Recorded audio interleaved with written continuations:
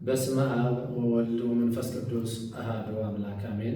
የተወደዳችሁ የተከበራችሁ የልዑል እግዚአብሔር ቤተሰቦች ተመልካቾቻችን፣ አድማጮቻችን እንደምን ሰነበታችሁ? እንደምን አላችሁ? እኔ እግዚአብሔር ይመስገን ሰላም ነኝ። ዛሬ እንደ እግዚአብሔር አምላካችን መልካም ፈቃድ የዐቢይ ጾም ስድስተኛ ሳምንትን እንነጋገራለን። እንግዲህ የዐቢይ ጾም ስድስተኛ ሳምንት ገብርኄር በመባል ይታወቃል። ገብርኄር ማለት በጎ አገልጋይ ወይም ቸር አገልጋይ ማለት ነው እና ለትምህርታችን መነሻ እንዲሆነን በዚህ በማቴዎስ ወንጌል ምዕራፍ 25 ቁጥር 14 ላይ በጎ አገልጋይ ማን ነው የሚል ኃይለ ቃል እናገኛለን። ስለ ቃሉ እግዚአብሔር አምላካችን ስም የተመሰገነ ይሁን። እግዚአብሔር አምላካችን መልካም ፈቃድ ይህንን ኃይለ ቃል መነሻ አድርገን እግዚአብሔር አምላክ እንደወደደና እንደፈቀደ እንነጋገራለን ማለት ነው እና ይህ ሳምንት የአገልጋዮች ሳምንት በመባል ይታወቃል። ወይም ደግሞ ቸር አገልጋይ በግዕዙ ገብርኄር፣ በአማርኛው ቸር አገልጋይ ታማኝ አገልጋይ በመባል ይታወቃል እና በመጽሐፍ ቅዱስ በማቴዎስ ወንጌል ምዕራፍ 25 ከቁጥር 1 ጀምሮ ተጽፎ እናገኘዋለን። በሌላ መልኩ ደግሞ ለዐቢይ ጾም ለእያንዳንዳቸው ጾመ ድጓ በሚባለው መጽሐፉ ቅዱስ ያሬድ ገብርኄር በሚል ዛሬውን ዕለተ ሰንበት ገብርኄር በሚል አስቀምጦታል ማለት ነው እና ይህ የአገልጋዮች ሳምንት ሲባል እንግዲህ መጽሐፍ ቅዱስ ይተርከዋል። ቅዱስ ያሬድ የወሰደው ከመጽሐፍ ቅዱስ ነው ማለት ነው። በመጽሐፍ ቅዱስ ቸር አገልጋይ የሆኑ መጽሐፍ ቅዱስ የሚመሰክርላቸው ብዙ ሰዎችን እናገኛለን። ለምሳሌ ያህል የመጀመሪያውን ሰው ብንወስድ ቸር አገልጋይ በመባል እግዚአብሔር የመሰከረለት ሙሴ ነው። ሙሴ ታማኝ አገልጋይ እንደነበረ መጽሐፍ ቅዱስ ይመሰክርለታል። የመጽሐፍ ቅዱስ ባለቤት አምላካችን እግዚአብሔር ነው። እንግዲህ ሙሴን ምንድን ነው በዚህ በኦሪት ዘኍልቍ ምዕራፍ 12 ቁጥር 6 ላይ ነቢይ ቢኖር በራእይ እገለጥለታለሁ፣ በራእይም አናግረዋለሁ። ሙሴ ግን እንደነሱ አይደለም፣ በቤቴ ታማኝ ነው በሚል መስክሮለታል። እንግዲህ ይህንን ሰው የተናገረው ሰው የጻፈው አይደለም፣ ራሱ የቃሉ ባለቤት አምላካችን እግዚአብሔር የመሰከረለት ሰው ነው። ሙሴ ሕዝበ እስራኤልን 40 መዓልት 40 ሌሊት የመራ ወደ ደገኛይቱ ሀገር ያስገባ፣ እንደገና ደግሞ ከዚህም በተጨማሪ ለወንድሞቹ ለሕዝበ እስራኤል የሞተ እስከ ዕለተ ሞቱ ድረስ በታማኝነት ያለፈ ነው ቅዱስ ሙሴ። ሕዝበ እስራኤል በሚያጠፉ ጊዜ፣ ከእግዚአብሔር ጋር በሚጋጩ ጊዜ፣ ከእግዚአብሔር ጋር በሚለያዩ ጊዜ ሙሴ እግዚአብሔርን እነዚህን ሰዎች ማራቸው፣ እነዚህን ሰዎች እንዲህ አድርጋቸው፣ እነዚህን ሰዎች ተውልኝ ብሎ እግዚአብሔርን በሚጠይቅበት ጊዜ እግዚአብሔር እንደዚህ አድርገዋል፣ እንደዚህ በድለዋል፣ እንደዚህ አጥፍተዋል ብሎ ለሙሴ ሲነግረው እግዚአብሔር ሙሴ ብዙ ጊዜ አነጋግሮታልና እነዚህን ሰዎች ካልማርክልኝ ከዚህ ከጻፍከው መጽሐፍ ደምስሰኝ እስከ ማለት ራሱን ለምዕመናን የሰጠ ለሕዝበ እስራኤል የሰጠ ራሱን ከራሱ አብልጦ እስራኤላውያንን የወደደ ነቢይ ነው። ታማኝነቱን በዚህ ያረጋገጠ ነቢይ ስለነበር እግዚአብሔር እንደ ሌሎቹ ነቢያት አይደለም፣ እሱ በቤቴ የታመነ ነው በሚል ምስክርነት የሰጠለት ነው እና በመጽሐፍ ቅዱስ ከምናገኛቸው ቸር አገልጋዮች፣ በጎ አገልጋዮች፣ ታማኝ አገልጋዮች አንዱ ሙሴ ነው ማለት ነው። ሁለተኛ አገልጋይ ማን ነው ስንል ነቢየ እግዚአብሔር ቅዱስ ዳዊት ነው። ቅዱስ ዳዊት ታማኝ አገልጋይ ነው። እንደውም እግዚአብሔር አምላካችን እንደ ልቤ ብሎ የመሰከረለት በመጽሐፍ ቅዱስ እንደ ዳዊት ያለ ሰው አልተገኘም። እግዚአብሔርን ቤት ለመስራት የተነሳሳ፣ ሕዝበ እስራኤልን በቅንነት የፈረደ የመራ፣ ለ40 ዓመት የነገሰ። እንግዲህ እግዚአብሔር ከየት እንደሚያነሳ አይታወቅም። ሰው በጎ ሲሆን፣ ሰው ቸር ሲሆን፣ ሰው ታማኝ ሲሆን ከየት እንደሚያመጣው እግዚአብሔር ብቻ ነው የሚያውቀውና ዳዊትን ወደ ንግስና ሲያመጣው እግዚአብሔር ከበግረኝነት ነው ያመጣው። በሳኦል ዙፋን ላይ ነው ያስቀመጠው።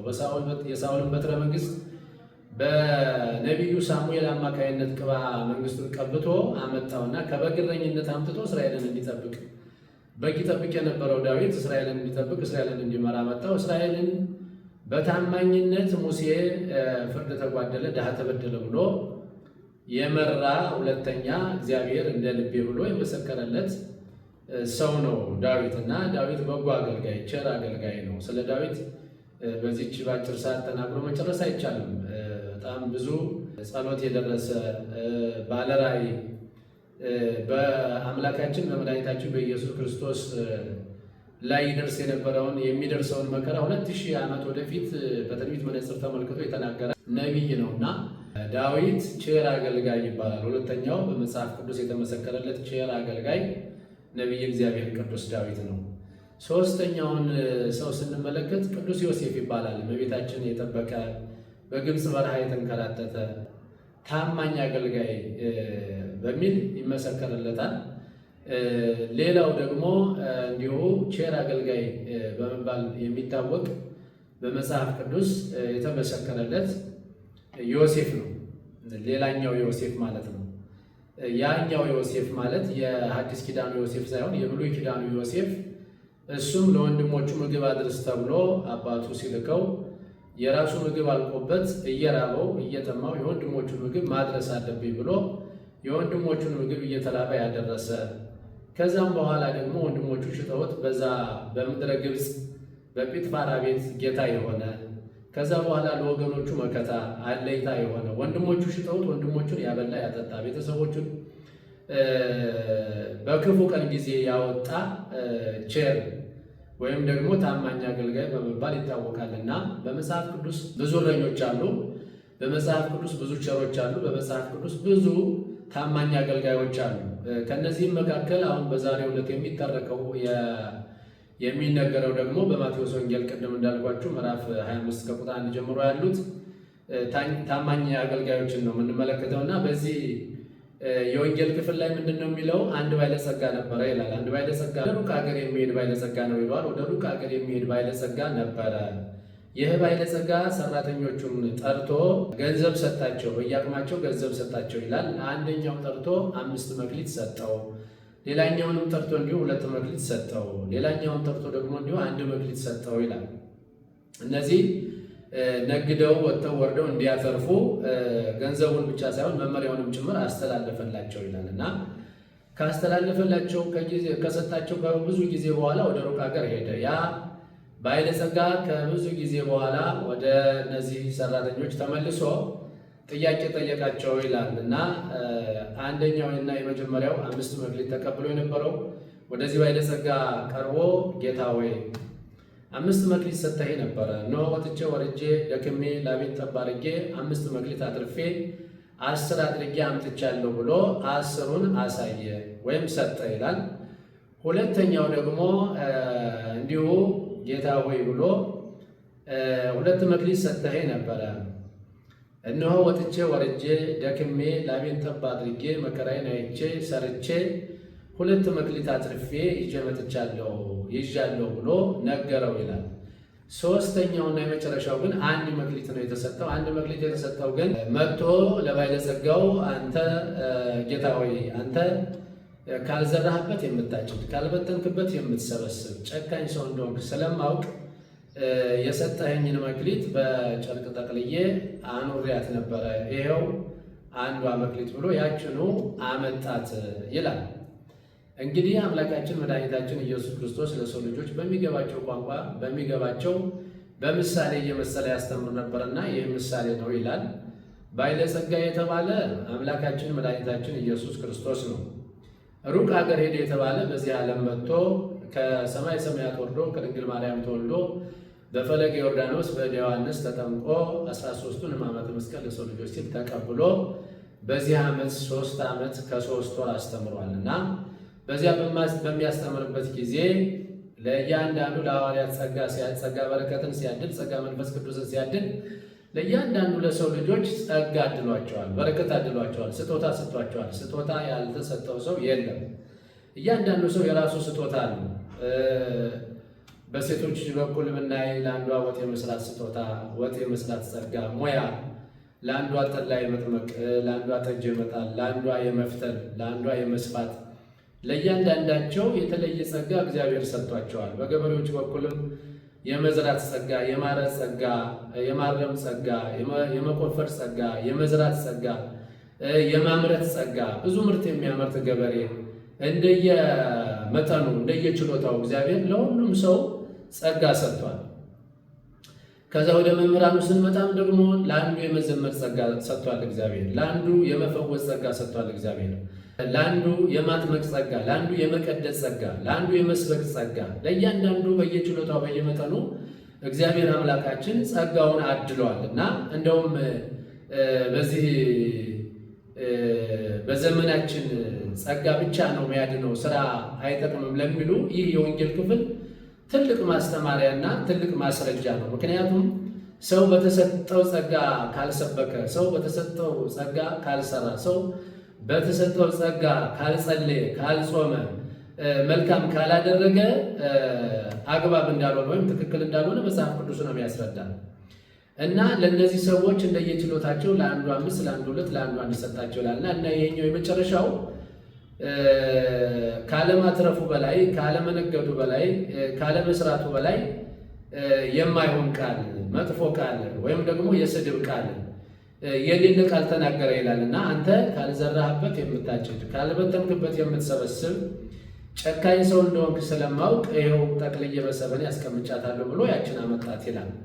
በዚህ ጊዜ አምላካችን መድኃኒታችን ኢየሱስ ክርስቶስ በባለጸጋ የተመሰለው አምጡ እኛን 5 አትርፎ 10 ያመጣውን አንተ በጎ ቸር ታማኝ አገልጋይ በጥቂቱ ታምናልና በብዙ ሾምሃለሁ፣ ወደ ደስታ ወደ አምላክ ደስታ ወደ መንግሥተ ሰማያት ግባ አለው ይላል። ሁለተኛውንም እንደዚህ 2 ተቀብሎ 4 ያደረገውን ወይም ደግሞ 2 ያተረፈውን እሱንም እንዲሁ አንተ ቸር አገልጋይ በጎ አገልጋይ በጥቂቱ ታምናሃልና በብዙ ሾምሃለሁ፣ ወደ ጌታ ደስታ ግባ ወደ መንግሥተ ሰማያት ግባ ብሎ አስገባው ይላል። ሶስተኛውና ይሄ ክፉ ቃል የተናገረው አንድ መክሊት የተሰጠው አንዷንም ቀብሮ የተገኘው ይህችንም ደግሞ ይዞ ከመቅረቡ በላይ ክፉ ቃል የማይሆን ቃል የተናገረውን ሰው ግን ምን አለ ጌታ፣ አንተ ክፉ ባሪያ ይሄንን ቀድመ በሰጠኝ ልሰጠኝ በተገባ ነበር አለና ባሪያዎቹን ወይም ደግሞ ሰራተኞቹን በሉ ከዚህ ንጠቁና 5 ላለው ስጡት፣ 10 ላለው ስጡት አለ። ላለው ይጨመርለታል፣ የሌለውን ያንኑ ይቀሙታል ብሎ ተናገረና ይሄንን ሰውዬ ግን ወይም ደግሞ ይሄንን ባሪያ ግን ትሉ ወደማያንቀላፋ ጨለማው ወደማይጠፋ ጨለማው ወደማይገፋ ትሉ ወደማያንቀላፋ እሳቱ ወደማይጠፋ ወደ ዘላለም ኩነኔ ጥርስ ማፋጨት ወዳለበት ወደ ዘላለም እሳት ውሰዱት ብሎ ወደዛ ወሰደው ይላል። ኩነኔ መኖሩን፣ ስቃይ መኖሩን፣ ጨለማ መኖሩን፣ ትል መኖሩን በዚህ መጽሐፍ ቅዱስ ክፍል አምላካችን እግዚአብሔር ተናግሯል። ስለዚህ ወደ ማብራሪያው ስንመጣ ይሄ የመጽሐፍ ቅዱስ ክፍል ምንን ያሳያል ካል በዘመናችን ጾም አያስፈልግም፣ ጌታ ጾሞልናል። ጸሎት አያስፈልግም፣ ጌታ ጸልዮልናል። ስነ ምግባር አያስፈልግም፣ ጌታ ሰርቶልናል። ጌታ ተገርፎልናል። ጌታ እንዲህ አድርጎልናል እያሉ 24 ሰዓት እየበሉ 24 ሰዓት እየጠጡ እየደነሱ እየጨፈሩ ለሚኖሩ ሰዎች በተሰጣቸው ጸጋ ስላልሰሩ፣ ስላልጾሙ፣ ስላልጸለዩ፣ መልካም ስላላደረጉ፣ የተራበ ስላላበሉ፣ የተጠማ ስላላጠጡ፣ የታረዘ ስላላበሱ፣ የታሰረ ስላልጠየቁ የሚጠብቃቸው የተሰጣቸውን ጸጋ ስላልተጠቀሙበት ወደ ዘላለም እሳት መሄድ ነው ማለት ነው። ስለዚህ እነዚህ 5 ያለው 10 ያደረገው ወደ ዘላለም ደስታ ወደ መንግሥተ ሰማያት ሲገባ፣ 2 የተሰጠው እንዲሁ ወደ መንግሥተ ሰማያት ወደ ጌታ ደስታ ግባ ተብሎ ሲገባ ይሄ ያልሰራው ስነ ምግባር የሌለው በተሰጠው ጸጋ እንግዲህ የተሰጠው ጸጋ እንዳልኳችሁ ሰው በየአቅሙ ነው የሚሰጠው። የመዘመር ሊሆን ይችላል፣ የመስበክ ሊሆን ይችላል፣ የማረስ ሊሆን ይችላል፣ የመነገር ሊሆን ይችላል፣ ሰዎችን የማሳመን ሊሆን ይችላል፣ እግዚአብሔርን የማገልገል የእግዚአብሔርን ቤት የማጽዳት የእግዚአብሔርን ቤት የማጠን ሊሆን ይችላል። ብቻ በተሰጠው ጸጋ ካልሰራ ያችን የተሰጣትን ጸጋ ዝም ብሎ ይዞ ከተኛ እግዚአብሔር እንዲህ አድርጎልኛል፣ እግዚአብሔር መከራ ተቀብሎልኛል፣ እግዚአብሔር ዋጋ ከፍሎልኛል፣ እኔ መክፈል የለብኝም ብሎ ይህንን የተሰጠውን መክሊት ከቀበረ የሚጠብቀው የዘላለም እሳት ነው ማለት ነው። ስለዚህ የምንሰራው በተሰጠን ጸጋ ነው፣ የምናገለግለው በተሰጠን ጸጋ ነው፣ እንድናተርፍ የሚጠበቀው በተሰጠን ጸጋ ነው እና ይሄ የአገልጋዮች ሳምንት የሚባለውም እግዚአብሔር የሰጠንን አስታውሰን እንድንሰራ፣ እግዚአብሔር የሰጠንን ጸጋ አስታውሰን እንድናገለግል፣ እግዚአብሔር የሰጠኝ ጸጋ ምንድን ነው ብለን አስበን በተሰጠን ልክ እግዚአብሔርን እንድናገለግል ነው እና እነዚህ ሰዎች በዚህ ልክ እግዚአብሔር አምላካችን መድኃኒታችን ኢየሱስ ክርስቶስ የሰጣቸውን ጸጋ ተጠቅመውበታል። የተጠቀሙበት ደግሞ ወደ መንግሥተ ሰማያት ገብተዋል። የተሰጣቸውን ጸጋ በአግባቡ ነግደው አትርፈውበታል። ያላተረፈው ደግሞ ምን እንደሆነ አይተናል። ስለዚህ ዛሬ ራሳችንን ስናይ ወደ ራሳችን ስንመለስ ሌሎቹን ሳይሆን እኛ ጸጋዬ ምንድን ነው፣ እግዚአብሔር የሰጠኝ የኔ ጸጋ ምንድን ነው ብለን እንድናስብ ያደርጋል። እስቲ ለእኔ ለራሴ የተሰጠኝ ጸጋ ምንድን ነው? መስበክ ነው? መቀደስ ነው? መዘመር ነው? መነገድ ነው? መቆፈር ነው? ማረስ ነው? ሰዎችን ወደ እግዚአብሔር ቤት ማምጣት ነው? የታመሙትን መጠየቅ ነው? መጎብኘት ነው?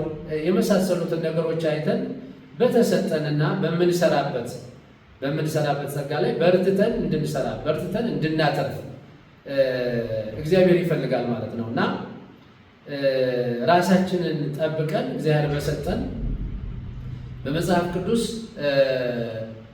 ኩኑ ጠቢባነ ከመ አርዌ ምድር ወየዋሃነ ከመ ርግብ፣ እንደ ርግብ የዋሆች እንደ እባብ ደግሞ ብልሆች ሁኑ ይላል። እዚህ ጋር ስናነሳ እያንዳንዳችን እንድናይ ከእባብ ተማሩ ተብለናል። ከእባብ እንግዲህ እንደ እባብ ብልሆች ሁኑ ማለት እንደ እባብ ከእባብ ተማሩ ማለት ነው። በሌላ አነጋገር እባብ ለምንድን ነው ከእባብ ተማሩ የተባልነው? ለምንድን ነው? እባብ መርዛም ነው። እባብ ክፉ ነው ካል አዎ፣ የመጀመሪያው እባብ ክፉ ነው። የመጀመሪያው እባብ መርዛም ነው። እንግዲህ ያ መርዛም የሆነ እባብ፣ ያ ክፉ የሆነ እባብ፣ ያ ተናካሽ እባብ፣ ያ አዳምን አባታችንን ከገነት ያስወጣ እባብ፣ ዕፀ በለስን ያስበላ እባብ በኋላኛው ጊዜ በኋላኛው ዘመን ምድር በነፍር ውሃ በጠፋችበት ጊዜ ኖህ ወደ መርከቡ ከየአራዊቱ ከየእንስሳቱ ወደ መንግስተ ሰማያት ማነው ወደ ኖህ መርከብ ወደ ሰራት መርከብ ይዞ በገባበት ጊዜ እባብ አብሮ ገብቶ ነበር፣ ርግብ አብራ ገብታ ነበረና በዚያ ጊዜ እባብ ምንድን ያደረገው? የፊት ተንኮሉን የፊት መርዙን እዛ ላይ አልተጠቀመም። ምክንያቱም ርግብ በየዋህነቷ እንቁላል የምትጥልበት አጣ ስትቅበዘበዝ ወይም ስትዞር እባብ ርቦት አፉን ከፍቶ አገኘችውና እንቁላሏን እባቡ አፍ ላይ ጣለ ይችላል።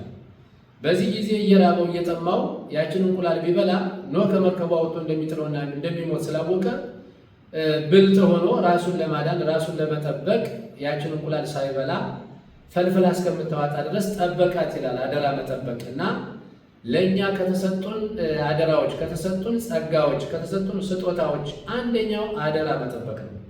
ዛሬ በተሰጠው አደራ የተሰጠውን ይዞ የሚገኝ ሰው የለም።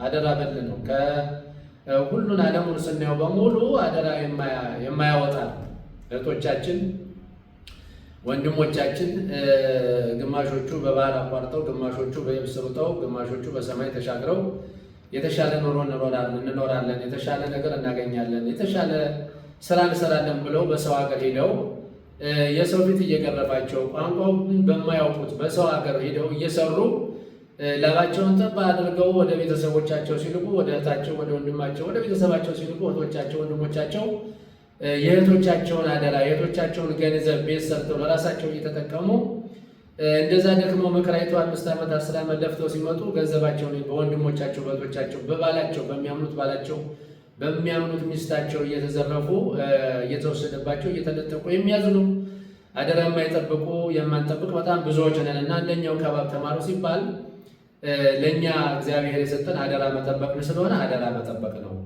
ሁለተኛው ከእባብ ተማሩ የተባለው ምንድን ነው ሲባል እባብ እንግዲህ እንደምናውቀው ተናካሽ ነው፣ መርዛማ ነው።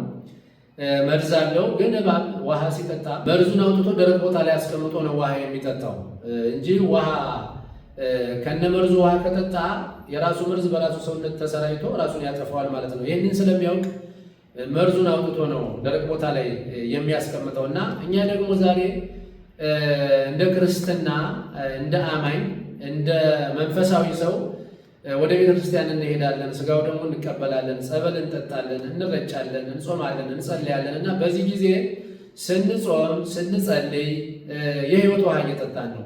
ቅዱስ ስጋውን ክቡር ደሙን ስንቀበል የህይወት ስንቅ እየወሰድን ነው፣ የህይወት መድኃኒት እየወሰድን ነው እና በዚህ ጊዜ በውስጣችን ያለውን የተንኮል መርዝ፣ የቂም መርዝ፣ የበቀል መርዝ፣ የዘረኝነት መርዝ፣ የጎጥ መርዝ፣ የክፋት መርዝ አውጥተን ስጋው ደግሞ ካልተቀበል አውጥተን ጸበል ካልጠጣን አውጥተን ጸበል ካልተጠመቀን አውጥተን ነፃ ሆነን ቃሉን ካልሰማን የሌላ በሽታ ተጋብቶብን ነው የምንመለሰው። የሌላ ርኩስ መንፈስ ይዘን ነው የምንመለሰው እና እባብ እንደዛ እንደሚያደርግ ሁሉ ከእባብ ተማሩ ማለት እናንተ ወደ ቤተክርስቲያን ስትሄዱ የትኛውም ቦታ ሆና በተለይ ቤተክርስቲያን ስትሄዱ ብቻ ማለት አይደለም።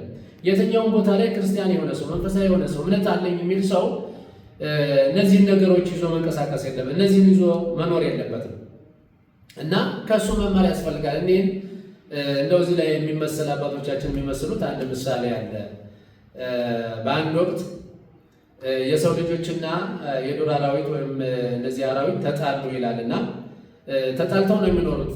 አዳም እግዚአብሔርን አልታዘዝም ብሎ ዕፀ በለስን ከበላ በኋላ እንስሳት አይታዘዙትም፣ አራዊት አይታዘዙትም። በፊት ግን ሁሉን ንዳ ብላ ከሰማይ በታች ያለው ሁሉ ለአንተ ይገዛ፣ ለአንተ ይንደዳ፣ ለአንተ ይታዘዝ ብሎት ነበርና እንስሳቶቹ አዳም ወይ ሰባን አርደ ብላን፣ ወፈርን አርደ ብላን፣ ማን ነው ላሞቹ ደግሞ አጋትን አልበጠጣን እያሉ ይመጡ ነበረ። ሁሉም እንስሳት አራዊት እየመጡ ደጅ ይጸኑት ነበረ ይላልና ያችን ዕፀ በለስን በልቶ ከተሳሳተ ከእግዚአብሔር ከተለየ በኋላ ግን እንስሳቱ አኮረፉ፣ አራዊቱ አኮረፉ፣ ባዕድ ሆኑ፣ ጠላት ሆኑትና ጠላት ሆነው ነው የሚኖሩት። እና በአንድ ወቅት አራዊቱ ምን አሉ? ለምን ከሰው ልጅ ጋር ታርቀን ሌሊትም ቀንም እንደፈለግን አንሆንም? በጨለማ ብቻ እየተዘዋወርን ከምንኖር ከሰው ልጅ ጋር ከታረቅን ቀን መንቀሳቀስ እንችላለን እና ለምን ከሰው ልጅ ጋር ታርቀን እርቅ አውርደን እርቅ ፈጽመን እንደፈለግን ቀን አንንቀሳቀስም ብለው አሰቡ። ሰውም ሰማ እና ይህንን ሀሳብ ተጋሪ ሆነ። እውነት ነው። እኛም እኮ ሌሊት ስንሄድ ኮሽ ባለ ቁጥር ከምንደነግጥ፣ አውሬ መጣብን፣ አውሬ በላን ብለን ከምናስብ፣ ከምንጨነቅ ከምድር አራዊት ጋር ታርቀን ሰላም ፈጥረን ለምን በሰላም ሌሊትም ቀንም እየተንቀሳቀስን አንኖርም የሚል ሀሳብ አሰቡና ሁሉም ተገናኙ ይላል። በሚገናኙበት ቀን እባብ አልነበረም ይላል እና ሁሉም አራዊት ሲታዩ አሉ፣ ሁሉም ሰዎች ሲታዩ አሉ። ከዛ እኩል ሊፈጸም አራዊት ሲፈለጉ ከመካከላቸው እባብ የለምና እንግዲህ የአራዊት አለቃ አንበሳ ነው። አንበሳ እባብ እንደሌለ ተነገረው፣ ላከበት መልእክትና ናና መስረበት አስረዳ። ለምንድን ነው የጠፋው? ለምንድን ነው የማትታረቀው? ለምንድን ነው ያልተገኘው? ተብሎ እባብ ተጠየቀ። ከሰው ልጅ ጋር አልታረቅም አለ። ለምንድን ነው የማትታረቅ ሲባል ለምሳሌ አለሜ መርዝ አለ በውስጤ፣ በራሴ መርዝ ግን እባብን የራሴ ዘር የሆነውን እባብን አላጠፋም። የሰው ዘር ግን በራሱ የራሱን ወንድም ይገላል፣ የራሱን እናት ይገላል፣ የራሱን አባት ይገላል፣ የራሱ ዘር የሆነውን ሰውን ይገላል። ስለዚህ ለራሱ የማይሆን ሰው ለእኛ እንዴት ይሆናል ብሎ እርቁን አፈረሰው ይባላል። እና ዛሬ እንደምታዩት ነው። ከእባብ ተማሩ የተባለውም ለዚህ ነው። እባብ በዚህ ልክ ሰውን ተደርቶት ሰው ለራሱ የማይሆን ሰው ስለሆነ ለእኔ አይሆንም ብሎ ታዝቦት በዚህ ልክ መግለጫ ሲሰጥ ዛሬ ሰው ዓለማችን ላይ ያለ ሰውን ነው የራሱን ዘር ነው እየገደለ ያለው። ሰው እንግዲህ የሰው ዘር ነው። እንደው ሩቅ የሆነውን ሰው እንኳን ሳይሆን እናቱን፣ አባቱን፣ ወንድሙን፣ እህቱን እየገደለ እርስ በርሱ እየተገዳደለ ያለ ሰው ነውና ከእባብ ተማሩ። ይሄ እንዳንገዳደል እግዚአብሔር አንዱ ያዘዘን ትእዛዝ ነው። እና ይህንን አምላካችን እግዚአብሔር ተናግሯል። ከእባብ ተማሩ እንዳልኳቸው አንደኛው አደራ መጠበቅ ነው። ሁለተኛው ደግሞ ይህንን እኛን የማይጠቅመውን መጥፎ ነገር ይዘን አለመኖር ነው፣ አለመቅረብ ነው። በተለየ ሁኔታ ደግሞ ወደ ቤተክርስቲያን የምንሄድ ከሆነ ስጋው ደግሞ የምንቀበል ከሆነ ጸበል የምንጠጣ ከሆነ እኒህን ነገሮች ውስጣችን ላይ እንዳይኖሩ አጽድተን መሄድ አለብን ማለት ነው። ሌላኛው በዚህ ዘመን ደግሞ በተለየ ሁኔታ እንድንጠብቅ የተሰጠንና ከእባብ ተማሩ የተባልነው እባብ ለምሳሌ አንዳንድ ጊዜ በጣም ይወፍራል፣ ሰውነቱ ይገዝፋል እና ሰውነቱ በሚገዝፍ ጊዜ ሰውነቱ በሚወፍር ጊዜ ምን ያደርጋል? እባብ ይጾማል። እባብ የሚጾመው ግን ሊጸድቅ የእግዚአብሔር መንግስት ሊወርስ አይደለም። እሱ ወደ መንግስተ ሰማያት አይገባም እና ይጾማል። የሚጾመው ረጅም ዕድሜ ለመኖር ነው። ስለዚህ 1 ሳምንት 2 ሳምንት ይጾምና ልክ ሲጾም ያ የገዘፈው ሰውነቱ በጣም የወፈረው ሰውነቱ የደነደነው ሰውነቱ ከላዩ ላይ ያለው ስጋው ይለቃል፣ ከሰውነቱ ይለቃል፣ ለብቻው ይሆናል። ከዛ ልክ በራሱ የሄድና አጣብቂኝ በገጠር አካባቢ እንደውም የእባብ ልብስ እየተባለ እናያለን። እዛ ላይ እባብ ራሱ በራሱ ኦፕራሲዮን አድርጓል ማለት ነው። እና በአጣብቂኝ ውስጥ ሲሄድ ከላዩ ላይ ገላው ያ ከላይ ያለው ውፍረቱ ተገፎ ይወድቅለታል ማለት ነው። እና እናንተ ብትጾሙ ብትጸልዩ ለጤናችሁና ረጅም ዕድሜ ለመኖር ይጠቅማችኋል ሲል እግዚአብሔር ከእባብ ተማሩ ብሏል። እና የመጨረሻው ደግሞ እባብ እንግዲህ የፈለገ አካሉን ቢቀጠቅጡት የፈለገ ነገር ቢያደርጉት አይሞትም። እባብ የሚሞተው በምንድን ነው ካላችሁ ተጠብቆ አናቱን ሲመታ ወይም ራሱን ሲመታ ብቻ ነው። ስለዚህ እባብ በየትኛውም መንገድ ይሄዳል፣ በየትኛውም ካብ ይሄዳል። ቀድሞ የሚጠብቀው ራሱን ይጠብቃልና ራሱን ቀድሞ ወደ ውስጥ ያስገባል። ሌላውን ሰውነቱን ብትቀጠቅጡት ራሱ እስካልተመታ ድረስ እባብ አይሞትም። ቅንጭላቱ ላይ ነው። በመጽሐፍ ቅዱስም አንተ እየጠበቅህ ሰኮናቸውን ትነክሳለህ፣ ሰዎች ደግሞ እየጠበቁ አናትህን ይቀጠቅጡሃል፣ ራስህን ይመቱሃል ብሎ ነው እግዚአብሔር ራሱ የተናገረውና ራሱን ይጠብቃል ሰይጣን። ለምን? ላለመሞት።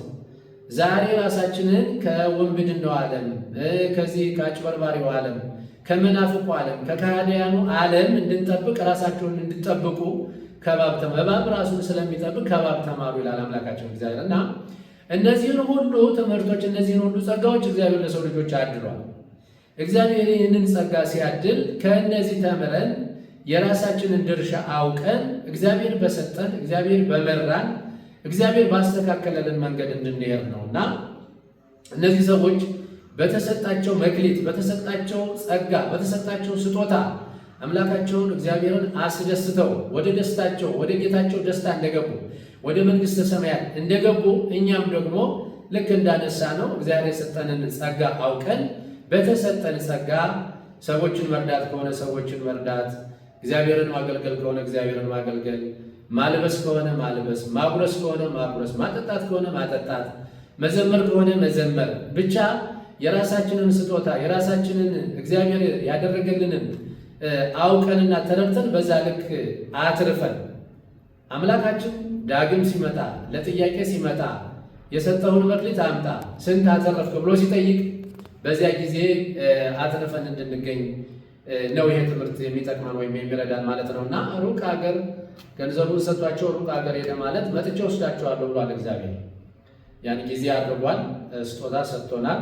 ለሐዋርያቱ የተለያየ ጸጋ ሰጥቷቸዋል። ለእያንዳንዱ የሰው ልጅ እግዚአብሔር ጸጋ ሰጥቷል። ሲፈጥረው ዝም ብሎ አልፈጠረውም። ለእያንዳንዱ የራሱ ሀብት አለው፣ የራሱ ስጦታ አለው፣ የራሱ ጸጋ አለው እና ሩቅ ሀገር ሄደ ማለት አረገ ማለት ነው፣ ሄደ ማለት ነው፣ ወደ አባቱ ቀኝ ተቀመጠ ማለት ነው። በኋላ ዓለምን ለማሳለፍ ሲመጣ በቀኝና በግራ ስንቆም ያን ጊዜ ነው የምንጠየቀው፣ ስንት አትርፈሃል የምንባለው ያን ጊዜ ነው። እንግዲህ ስለ ዓለሙ ፍጻሜ ሳምንት የደብረ ዘይት አውርተናል። ከዚያው ተያይዞ ነው የዓለሙ ፍጻሜ የሚሆነው። የዛሬ ሳምንት በማቴዎስ ወንጌል ምዕራፍ 24 ተመልክተናል። እዛው ምዕራፍ 25 ላይ ነው ይህንን የምናገኘው። ሲመጣ ዳግም ሲመጣ ደግሞ ባለፈው ሳምንት እንደተነጋገርነው ለፍርድ ነው የሚመጣው። በቀኝና በግራ ለማቆም ነው የሚመጣው። በግራ የሚቆሙት አንድ መክሊት የተሰጣቸው ሰዎች ናቸው፣ ያላተረፉ ሰዎች ናቸው። ስጦታቸውን ጠቅልለው ወይም ደግሞ የተሰጣቸውን ስጦታ ሳይሰሩበት መልካም ስራ ሳይሰሩ ምንም ሳያደርጉ የቆዩ ሰዎች ናቸው ማለት ነው። እና መልካም ስራ አያስፈልግም እግዚአብሔር ሰርቶልናል በጸጋው እንድናለን ለሚሉ ሰዎች ገብረ ሐካይ ድንቅ ምስክር ነው። ገብረ ሐካይ ለነሱ ስራ ሳይሰሩ እንደማይጸደቅ አስተማሪ ነው ማለት ነው። ምክንያቱም ገብረ ሐካይ የተባለ ክፉ አገልጋይ ማለት ነው። ቸር አገልጋይ እንዳለ ሁሉ ክፉ አገልጋይ አለ። በቀኝ የሚቆሙት መልካም አገልጋዮች ናቸው፣ ቸር አገልጋዮች ናቸው፣ ታማኝ አገልጋዮች ናቸው። በግራ የሚቆሙት ደግሞ ክፉ አገልጋዮች ናቸው እና በጸጋው እንድናለን የሚሉ ያለ ስራ እንድናለን የሚሉ እግዚአብሔር እንዲያርጎልናል እኛ መልካም አይጠበቅብንም፣ መጾም አይጠበቅብንም፣ መስራት አይጠበቅብንም የሚሉ እነዚህ ገብረ ሐካይ ወይም ደግሞ ክፉ አገልጋይ ይባላሉ። ምክንያቱም እግዚአብሔርን አላገለገሉም። እግዚአብሔር በሰጣቸው ጸጋ እግዚአብሔር በሰጣቸው ስጦታ እግዚአብሔርን አላመሰገኑም፣ እግዚአብሔርን አላገለገሉም። በጎ ስራ የላቸውም፣ ጥሩ ስነ ምግባር የላቸውም፣ አልጾሙም፣ አልጸለዩም። ስለዚህ እነዚህ በቀኝ ይቆማሉ ማለት ነውና ኩነኔ የለም ለሚሉም እንደውም ይሄ ሰው ምስክር ወደ ጨለማ ጣሉት፣ ያለውንም ቀሙና 10 ወዳለው ጨምሩለት ተብሏልና እኛም ከዚህ የምንማረው ምንድነው ከተባለ እግዚአብሔር የሰጠን ጸጋ ምንድነው ብለን እግዚአብሔር በሰጠን ጸጋ እንድናገለግል፣ እንድናተርፍ፣ እንድንነግድ፣ አትራፊዎች እንድንሆን፣ የእግዚአብሔር አገልጋዮች እንድንሆን፣ በተሰጠን መክሊት ትርፋማ እንድንሆን፣ ጌታ ደስታ ግባ እንድንባል ወደ መንግሥተ ሰማያት እንድንገባ ነውና በተሰጠን ጸጋ ሰርተን አትርፈን ነግደን ወደ አምላካችን ወደ ጌታችን ደስታ ወደ መንግሥተ ሰማያት እንድንገባ አምላካችን እግዚአብሔር ቅዱስ ፈቃዱ ይሆንልን።